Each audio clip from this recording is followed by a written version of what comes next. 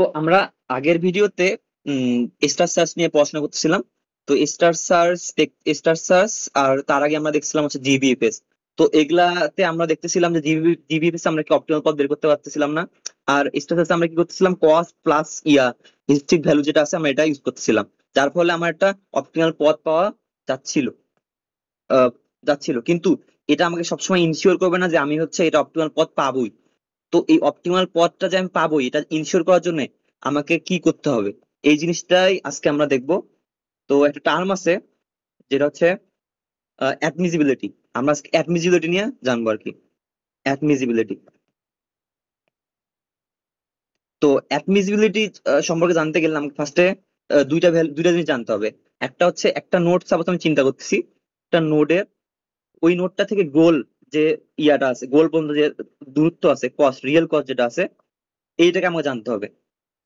আর ওই নোডের এই যে যেই নোডটা রিয়েল কস্টটা আমি পাইলাম, রিয়েল কস্টটা যেটা পাচ্ছি, এই রিয়েল কস্টটা জানতে তো হবে, তার সাথে আমার জানতে হবে ওই ওই নোডের, ওই সেম নোডেরই হচ্ছে হিউরিস্টিক ভ্যালু জানতে হবে। ওকে, হিউরিস্টিক ভ্যালু।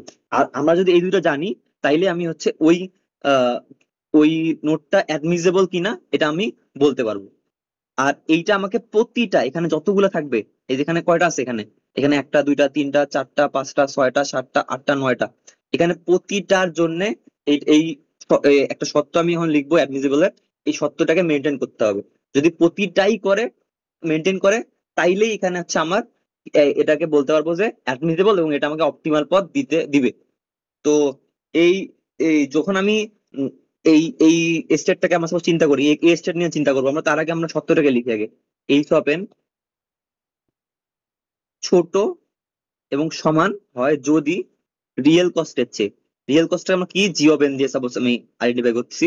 তো জি অফ এন বলতে রিয়েল কস্টটা যদি বড় হয়, রিয়েল কস্টটা সবসময় যদি বড় হয় হিউরিস্টিক ভ্যালুর চেয়ে, ওই ওই নোডের, তাইলেই এটাকে আমরা বলতে পারবো হিউরিস্টিক ভ্যালু, তাইলে আমরা বলতে পারবো এই নোডটাকে হচ্ছে অ্যাডমিসেবল। তো আমরা এইটা প্রতিটা নোডের ক্ষেত্রে চেক করব। যদি একটা নোডের ক্ষেত্রে না মানে, একটা নোডের ক্ষেত্রে যদি না মানে, তাইলেই আমরা বলতে পারবো যে এটা হচ্ছে অ্যাডমিসেবল না, এবং এখানে আমি অপটিমাল পথ পাবো না। ওকে, তো আমরা এখন প্রতি নোডের ক্ষেত্রে চেক করতে থাকি। ওকে, তো চেক করার জন্য আমাকে এটা মিশিয়ে নিই জিনিস, এইগুলো যেগুলো লিখলাম এখন মিশিয়ে ফেলি। তো আমরা চিন্তা করতে থাকি আসলে কিভাবে করতে পারি এটা। তো ফার্স্টে আমরা এ নোড নিয়ে করবো। আচ্ছা, এ নোডে আমরা ফর এ নোড দিই।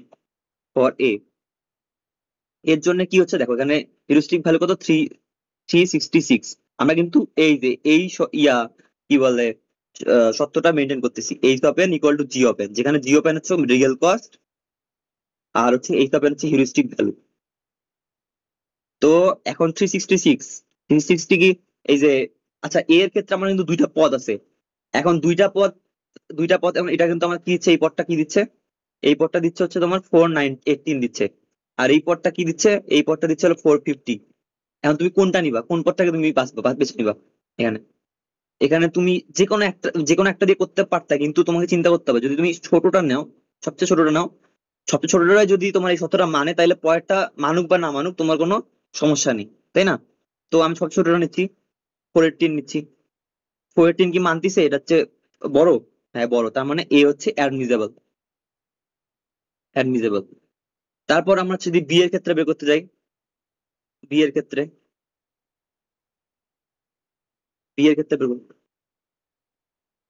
বি এর ক্ষেত্রে বের করলাম। তো বি এর ক্ষেত্রে বের করতে গেলে হচ্ছে বি কত আছে, বি 374 হচ্ছে হিউরিস্টিক ভ্যালু আছে 374। এখন আমার এখানে কত আছে, এখানে হচ্ছে 111 আছে, সরি 75 আছে, 75 রিয়েল কস্ট কিন্তু আমার এইটা। আচ্ছা, আগের গুলা মিশাই তাহলে বুঝতে সুবিধা হবে তোমার। বি এর ক্ষেত্রে পদটা, এই পদটা আমরা নিব, এই পদটা আমরা নিব বি এর ক্ষেত্রে। হ্যাঁ, 75 প্লাস 140 নিব, প্লাস 80 প্লাস 97, 97 প্লাস 101, 97 প্লাস 101, 493 পাচ্ছি আমরা, তাই না? তো 493 কি বড় অবশ্যই। এটা হচ্ছে, তার মানে এটা অ্যাডমিসেবল। তার মানে এটা কি হলো, আমার দুইটা পাইলাম, এ অ্যাডমিসেবল, বি অ্যাডমিসেবল। এখন আমরা সি চেক করব, সি আসলে কি। সি এর জন্য চেক করব, সি এর ভ্যালু কত দেওয়া আছে, সেগুলো আছে 329, 329, 329, 329। আর হচ্ছে সি এর এখানে রিয়েল কস্ট কত, রিয়েল কস্ট হচ্ছে 140, 80, 97, 101, তাই না? 140, 80, 80, 97, 101। তো এখানে আমরা দিব 118। তার আগে 118 করলাম, করলে কত আছে, 500, 586, 570 আছে। আমার একটু হিসাবে ভুল হলে ওটা তোমরা একটু দেখে নিও, বাট এরকম হওয়ার কথা। তারপর হচ্ছে সি এর পর আমরা যাবো হচ্ছে সিও, তার মানে অ্যাডমিসেবল। তারপর ডি যাব, ডিও, ডি এর ক্ষেত্রে কত আসছে আমার, ডি এর ক্ষেত্রে ডি ভ্যালু কত, এখানে 100 এখানে। তো ডি এর ক্ষেত্রে আমরা বুঝতে পারছি যে এখানে অ্যাডমিসেবল ইজিলি হবে, মানে একটা বড় ভ্যালু আসবে। 244 যেহেতু এখানে আছে, তার মানে এটা হচ্ছে অবশ্যই বড় ভ্যালু আমরা এখানে পাবো একটা। তো এটা আমরা একটা অ্যাডমিসেবল হিসেবে এটা বলতে পারবো, এটা অ্যাডমিসেবল। তারপর 253 হচ্ছে ই, 253 ই। আচ্ছা, ই এর ক্ষেত্রে আমরা চিন্তা করি, ই এর ক্ষেত্রে আমরা কোন ভ্যালুটা নিব বলতো, এখানে দুইটা পদ আছে। তো আমরা কোনটা নিব, যেটা হলো ছোটটা। কারণ ছোটটা নিলে আমরা বুঝতে পারছি যে হচ্ছে আহ, এ ছোটটা নিলে আমরা বুঝতে পারছি যে এটা দিয়ে যাবে, কারণ বড়টা, বড়টা যদি আমরা কনসিডারও করি, ছোটটা যদি সত্য মানে তাহলে বড়টা তো এমনি সত্য মানবে আমার, তাই আমার বড়টা কনসিডার করার কোনো দরকারই নেই। তো এখন 253 আছে, 253 থেকে সত্য আমরা যদি এখন মেনটেন করি, এখানে তোমার 80, 97, 101, ওকে। তাহলে 80, 97, 101, 80, 97, 101, 278। তো এটাও বড়, এইটাও আমরা বলতে পারছি যে মানতিছে সত্য। তারপর 178 যদি আমরা চিন্তা করি, এবার আমরা কত, আমরা ই করলাম, এটা, এটা ই, এটা ডি, আর সরি এটা ডি, ডি। আর হচ্ছে এখন আমরা করবো এফ এর জন্য, এফ এর জন্য কত আছে, 178 আছে। এফ এর জন্য 178 আছে হিউরিস্টিক ভ্যালু। 178-এর কি বড়, 178-এর বড় কে, 178 এখানে আছে, 178-এর চেয়ে বড় কি না ছোট।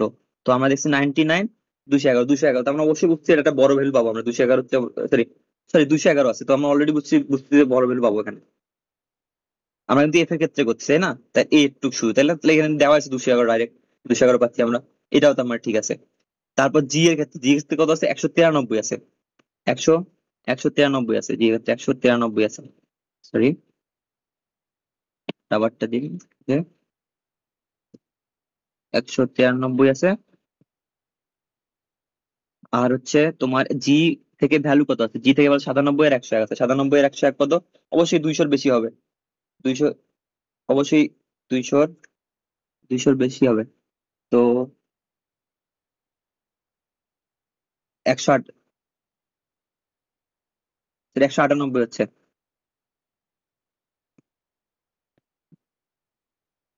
তো তারপর হচ্ছে নেক্সট, এটা আমি এটা আমরা মানতেছে।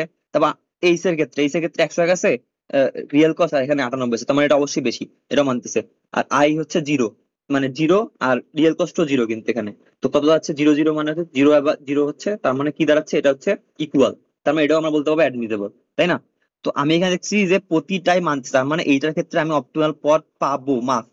আর তাই আমি স্টেটস যখন করতেছিলাম এখানে, আমি একটা অপটিমাল পথ পাচ্ছিলাম।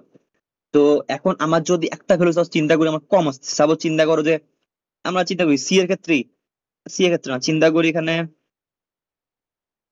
সি এর ক্ষেত্রে চিন্তা করি, সি এর ক্ষেত্রে আমার এখানে 570, সি না, যদি বি এর ক্ষেত্রে চিন্তা করি, বি এর ক্ষেত্রে চিন্তা করবো না আমরা, আমরা রিয়েল পথটা যেটা আছে, পথের একটা যে কোনো ইয়া নিচ্ছি, কি বলে স্টেট নিব, যেটা হচ্ছে সাপোজ সাপোজ এ এর ক্ষেত্রে চিন্তা করি, আমরা এ এর ক্ষেত্রে 418 আছে, আমরা যদি এখানে কমাই দিই, এটারে কমাই দিয়ে আমরা হচ্ছে 300, 300, 300, এখানে আমরা রিয়েল কস্ট, এর কস্ট এটা নাই এখন, আমার এটা এখন আছে হচ্ছে 330। এখানে যদি 330 হয় তাহলে কিন্তু এটা অ্যাডমিসেবল হচ্ছে না, এই এটা। আর এটা যদি অ্যাডমিসেবল না হয়, তাইলে আমার এটা কিন্তু কখনোই অপটিমাল পথ দিবে না। এই একটা ভ্যালু যদি, বাকিগুলো সবগুলো যদি হয়, এই একটা ভ্যালু যদি আমার কম আসতেছে, মানে একটা ভ্যালু যদি আমার সত্য মানতেছে না, তাই পুরোটাই অ্যাডমিসেবল আর হবে না। অ্যাডমিসেবল না হলে আমরা সবসময় হয় সাব অপটিমাল পথটা পাবো, নাহলে আমরা আমরা রেজাল্টই পাবো না, এরকম একটা অপশন, এরকম একটা সমস্যা দেখা দিবে। তো আমরা এইভাবে আর কি অ্যাডমিসিবিলিটিটা চেক করব। আমরা নেক্সট ভিডিওতে দেখবো হচ্ছে আরেকটা টার্ম, যেটা হচ্ছে কনসিস্টেন্সি। কারণ আমাদের যখন আমরা পরীক্ষায় বিভিন্ন কোশ্চেন দেখতে পাবো যে কনসিস্টেন্সি, অ্যাডমিসিবিলিটি, এইসব জিনিসপত্র ইউজ করে তোমাকে গ্রাফ মানে এটা কি অপটিমাল হবে কি হবে না, এইসব জিনিস তোমাকে সলভ করতে হবে। তো আর একটা জিনিস আমরা দেখবো এর নেক্সট ভিডিওতে, সেটা হচ্ছে কনসিস্টেন্সি আর কমপ্লিটনেস, এই দুইটা। ওকে, তো এই ভিডিওর জন্য এই পর্যন্ত। ওকে, বাই।